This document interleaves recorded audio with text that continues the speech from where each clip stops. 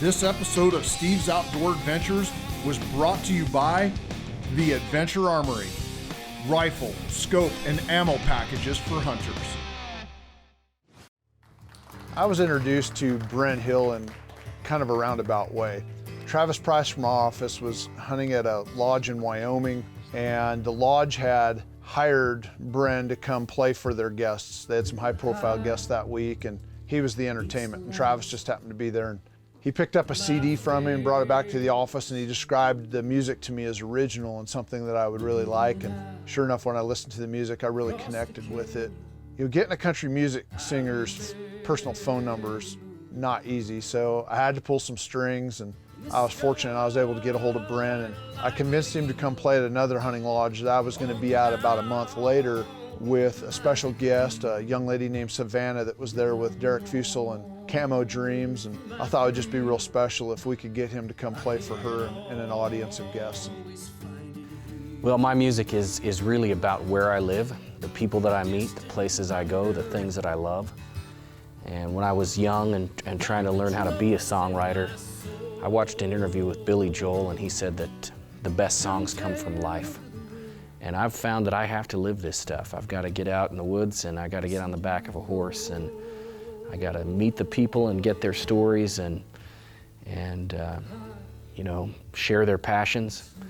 And yeah, this music comes from my heart, and I guess what I love the most is the American West.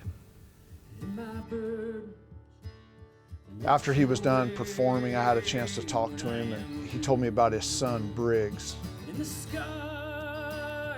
My son is Briggs Hill, and he's a survivor of medulloblastoma, which is a malignant brain and spinal cancer. You know, having a son in the hospital all the time is the biggest challenge of my life so far. I would have gladly taken that challenge for him, but that's not how it went. And with an illness of this capacity, the whole family certainly kind of goes through it and suffers through it with him. And as his father, I just try to be there every step of the way. His son Briggs has battled some pretty serious brain tumors, and you know, he's had a lot to overcome. I then told him about a special program with the Oregon Department of Fish and Wildlife that would potentially allow Briggs to get an elk tag to come hunt our Ponderosa Ranch during the peak of the rut, late September. You know, he thought that was just going to be a fantastic idea, and we decided to stay in touch and get Briggs applied for that tag. So a few months later, we had Briggs' application in our hands. We submitted it to the Oregon Department of Fish and Wildlife, and as luck would have it, Briggs qualified for the tag. It was one of the first applications in. We secured that tag for the coming hunting season, and we started making plans as to when they would be able to arrive for the hunt. We finally got to, you know, late September, and it was time for Briggs to arrive, and wouldn't you know it, his dad's got to be on the road for the first day or two of Briggs' hunt, performing at a couple of different gigs that he was scheduled to perform at. You know, so Briggs showed up with his mom, Selena, and the weather was perfect. It was nice, it was cool, we'd had a little bit of rain. More importantly, the rut was in full swing, and the bulls were bugling, and man, just timing couldn't have been better.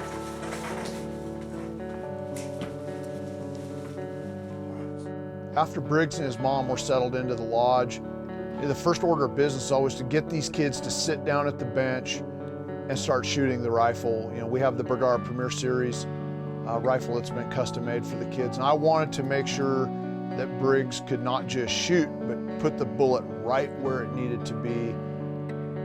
Sure enough, the kid could shoot. This week, Briggs is hunting with our trusted Briggs Premier Series youth rifle. And what makes this a youth rifle is the fact that we had the custom shop build it. They cut the stock down so it's a little bit shorter, and it fits the kids perfectly. It's chambered in .308 Winchester, and we had complete custom load development done over in the Pendleton Ammunition Shop. So it's shooting 180 grain tip triple shocks, about 2,550 feet per second. This rifle has taken a lot of elk over the years. These kids have used it and done phenomenally well with it. We topped the scope with the Burris Veracity 4-20 first focal plane rifle scope, and we have a custom turret that has been cut specifically to the ballistics of the ammunition. It is the perfect combination of rifle scope and ammunition for any Western big game hunt, but it served us well here at the ranch. And what really makes this gun special for the kids is that we also put a suppressor on the end of the barrel. The suppressor reduces recoil, eliminates muzzle jump, noise flinch. It really makes the gun pleasant for the kids to shoot, and it makes a big game hunting rifle a lot less scary when you don't have that big boom right in your face. We're gonna go in the field with Briggs this week knowing full well that he is hunting with a rifle that has proven itself time and time again. This week's gun segment is sponsored by Barry's VersaCradle. On the bench or at the range, the perfect tool for every job. This segment of Steve's Outdoor Adventures has been sponsored by Bergara Rifles, a passion for precision, every barrel, every rifle. This segment of Steve's Outdoor Adventures has been sponsored by Pendleton Ammunition, loading bullets, one round at a time. Once we had shot the rifle and Briggs told me he was feeling comfortable with the gun, we walked down and we checked the targets, showed him where his bullet impacts were, and then I took him up to our 3D elk target. I really wanted to spend a few minutes with him showing him proper bullet placement on an animal as large as an elk. And once we had done that and we all had gotten comfortable with each other, we knew that the gun fit Briggs, that Briggs could shoot the rifle, that Briggs knew where to put the bullet. I decided we'd take advantage of a nice cool evening and get out there and kind of ease Briggs into this elk hunt. Let him hear a few bugles, hopefully see a few elk, and get him ready for the next morning. Well, Briggs is quite a kid. He's a quiet kid. He's particular about what he likes. You know, he was my shadow before he was diagnosed. Up until he was about 2.5, we'd have to pry him off a horse and he'd kick you in the teeth on the way down. And I love to hunt, love to be outside. Yeah, Briggs, I think Briggs is an awful lot like his dad, for better or for worse. We're gonna start right here by listening, okay? So let's hop out real quick and let's take a listen for a bit. I got the gun ready.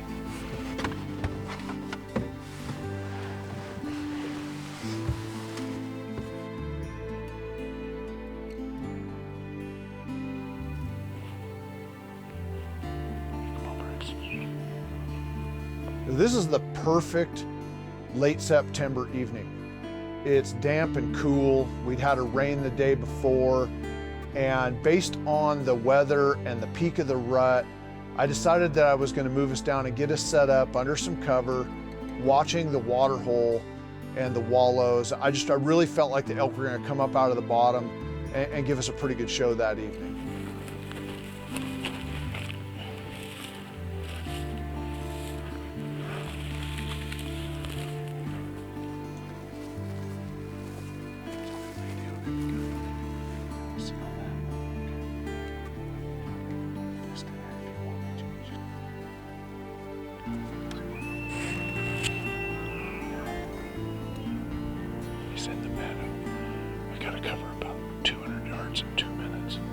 The elk come up here almost every evening.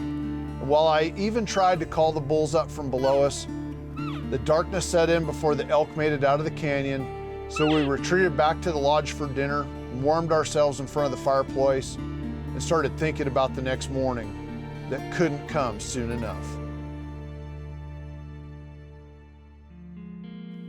The next morning, Cody was able to join us for the hunt.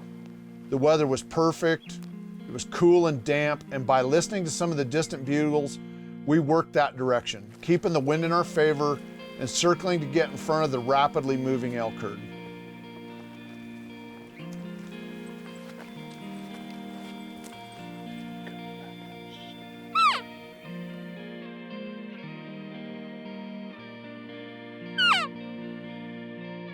This hunt was extremely special to Briggs and our family.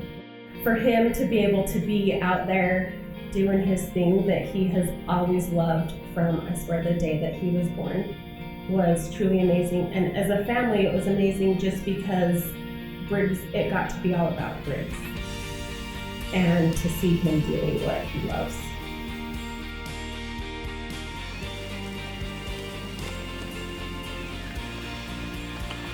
By mid-morning, and after a lot of hiking, we finally were able to move up and work in on a bull, and I got him fired up. I hit him with a bugle, and he decided he wanted to party.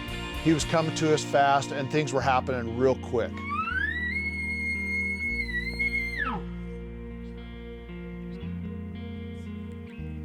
This is a nice bull, but with the curve of the terrain and with Briggs laying prone, he just didn't have a shot. It was real unfortunate because, man, once again, this is a great bull and we would have gladly shot him. But in hindsight, we didn't know that Legend was back on the ranch. It was just fun because I'd never heard him bugle, and then it's like fun to hear him bugle in your ears. Yeah, I thought it was pretty exciting because I'd never heard it before.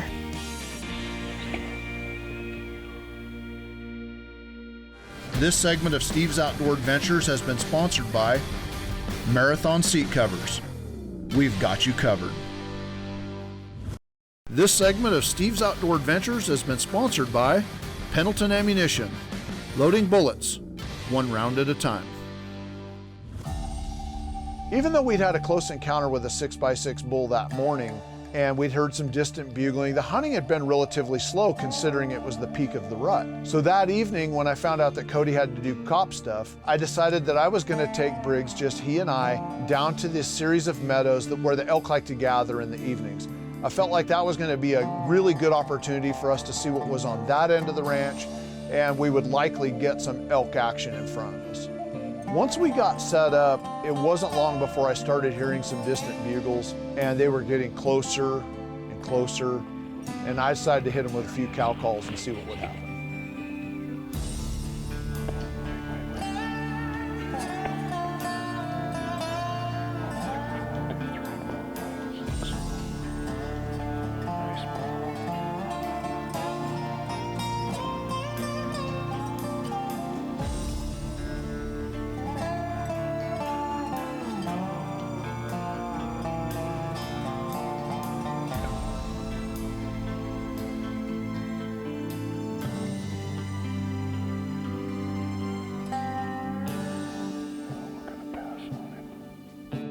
This was a nice 6x6 bull, but he was young, and I really wanted to see what he was going to look like in a few years.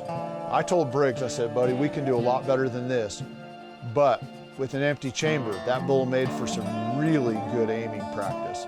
It's the first time that Briggs had ever put crosshairs on a bull elk, and nothing replaces experience when it comes down to getting the job done later. Hey, how was that?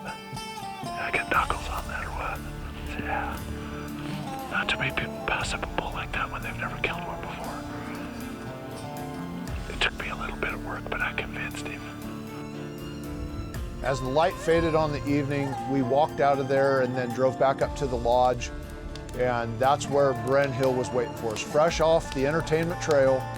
He was at the lodge, and as we warmed ourselves in front of the fire and ate some dinner, we brought him up to speed and got him all excited about the elk hunting that we were starting to experience.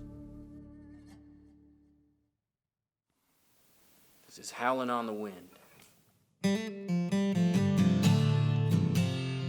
So I call this music of the modern Mountain West, and it's all things, you know, Western. It's mountains and it's hunting and it's cowboying and ranching, and you know, it's definitely, I have a lifelong romance with the West.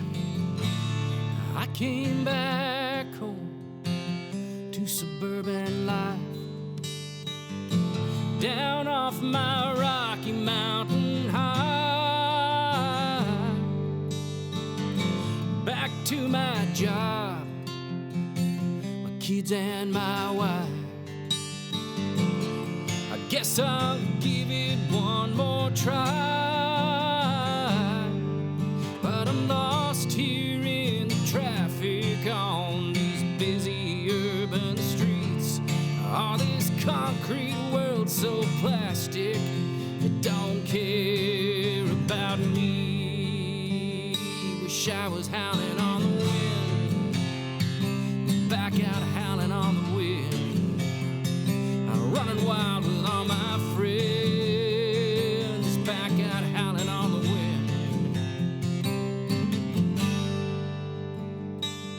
There's nothing sacred here anymore.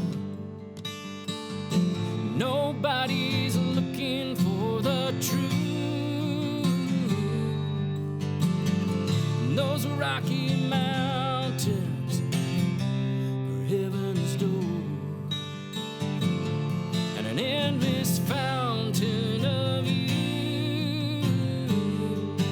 But I can't speak my religion on these busy urban streets with political correctness and its chains upon my feet. Wish I was howling on the wind, back out howling on the wind, running wild with all my friends, back out howling on the wind. Ooh, ah, ooh, ah, ooh, ah, ooh, ah. Consider myself a bit of an outdoorsman, I guess. I was born and raised in Utah and hunted all my life, but I'm a singer-songwriter by trade. And I write cowboy songs, modern cowboy songs for a living. I've been doing it for about 20 plus years. I've recorded, I think I just made my 14th record, and love music and I love hunting and love my family. Autumn comes around again. I'm right back howling on the wind. Right back howling on the wind. I'm running wild with all my friends. What we've been through with Briggs has brought us really close as a family. I have an older son that's 16, his name's Quaden. My daughter Cambridge is 9, and my wife Selena. And Briggs is 12, and we just powered through that challenge as a family and are better for it. We've been very blessed, and obviously being here is one of those blessings. Howling on the wind.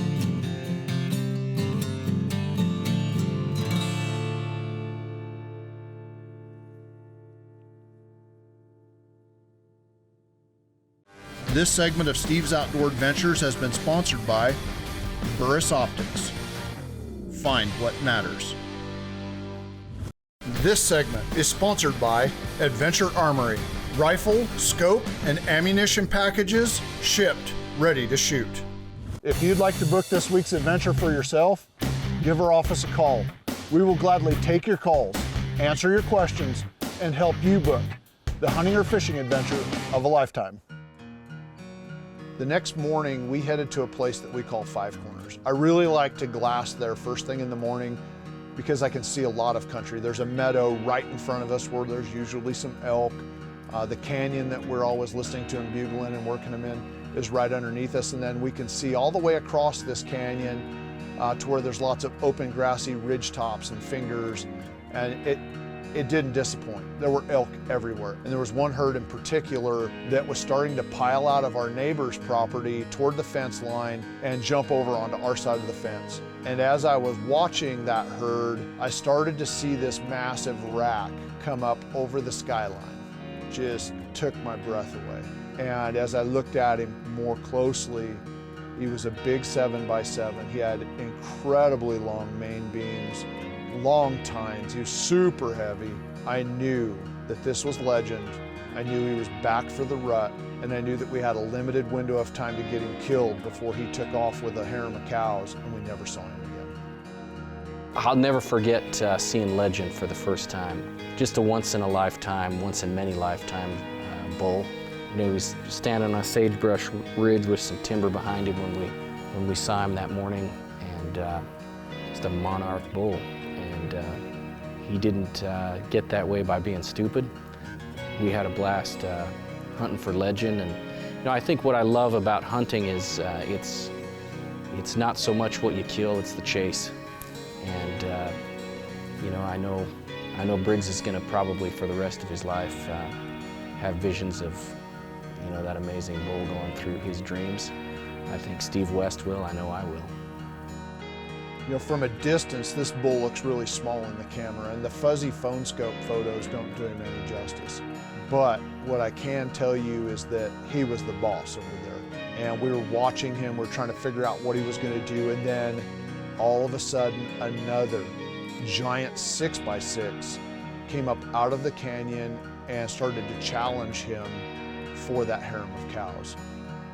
There it was right in front of us, 2 monster bulls, one obviously a bit bigger than the other, but 2 shooters. We had to come up with a plan. We had to put some sort of a plan in action to get over there and get us a shot at this bull.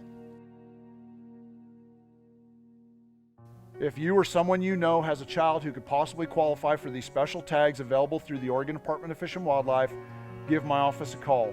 It's Cody and I's goal, our responsibility as conservationists and outdoorsmen, to help pass this tradition along to everyone we possibly can.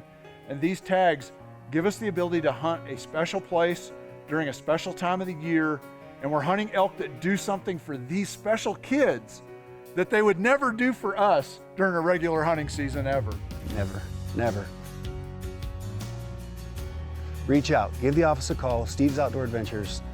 Come out and see us. Let's make some memories that'll last forever. As you can see, Briggs and I are having a great time together hunting this big bull that we've named Legend. And remember, if you'd like to book a hunting or fishing trip for yourself, give our office a call. We're always available to take your calls, answer your questions, and help you book that adventure of a lifetime. Unfortunately, that's all the time we have for this week's program, but please remember to join us again next week as Briggs and I continue our hunt and our quest to fill a tag on the bull of a lifetime. So tune in next week to Steve's Outdoor Adventures.